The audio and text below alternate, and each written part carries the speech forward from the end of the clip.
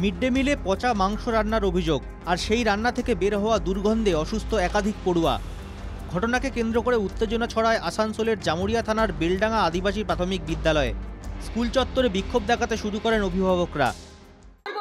নিজের বাসি মাংস এনেছে, ছেলেদের আমরা অসুস্থ হয়ে গেছে। 10-12টা ছেলে আমাদের বমি করছে। মনে হচ্ছে মাংসটা পচা মাংস। পচা মাংস, আমরা গন্ধতে থাকতে পারছি না, গোটা স্কুল একদম গন্ধ ছাড়ছে। পচা মাংস নিয়ে এসেছিল আর রাঁধুনিগুলোকে রাঁধতে দেয় নাই, নিজেই রান্না করেছে এবং বাসন আর কিছু ধোয়াধুয়ি কিছুই করে নাই। বাচ্চা 30 জন থেকে 35 জন বাচ্চা অসুস্থ হয়ে গেছে, মাথা ঘোরাচ্ছে, কেউ বমি করছে। স্কুলে পচা মাংস নিয়ে এসছে, তার গন্ধ এত মাথা ব্যথা করছে, এত বমি লাগছে, মাথা ঘোরাচ্ছে। অভিযোগ, রান্নার লোক থাকা সত্ত্বেও প্রধান শিক্ষক রামপ্রসাদ মোহরি এদিন নিজেই মাংস কিনে এনে রান্না করতে শুরু করেন। সেই সময় তীব্র দুর্গন্ধ ছড়িয়ে পড়ে বলে অভিযোগ পড়ুয়াদের। কটু গন্ধে একাধিক পড়ুয়া সহ মিড ডে মিলের রাঁধুনিরাও অসুস্থ হয়ে পড়েন বলে অভিযোগ, যদিও অভিযোগ অস্বীকার প্রধান শিক্ষকের।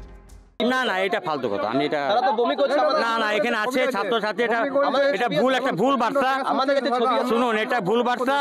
না না, ওইগুলা আমি বিশ্বাস করি না, সব ছাত্রই ঠিক আছে। কিন্তু আপনার চোখের সামনে তো কিছু ছাত্রছাত্রী। না, আমি চোখের সামনে আমি বিষয়টি উপর মহলে জানিয়েছেন, তদন্ত করে প্রয়োজনীয় ব্যবস্থা নেওয়ার আশ্বাস শিক্ষা কর্মাধ্যক্ষের। বিডিও সাহেব, এসআই সাহেব এবং চেয়ারম্যান সাহেবকে আমি জানিব যে মানে প্রত্যেক দিন যদি একটা স্কুলে অশান্তি হয়, সেই স্কুল ভালোভাবে চলছে। ঘটনা ঘটেছে, এই একটা তো মানে প্রতিটা করতেই হয়, যাতে ভবিষ্যতে না হয় সে চেষ্টা করতে। ঘটনার পরই প্রধান শিক্ষককে তলব করা হয় জেলা শিক্ষা দপ্তরের তরফে। তদন্ত শুরু করেছে প্রশাসন। আসানসোল থেকে সৌমিত্র গাঙ্গুলির রিপোর্ট, NK TV বাংলা।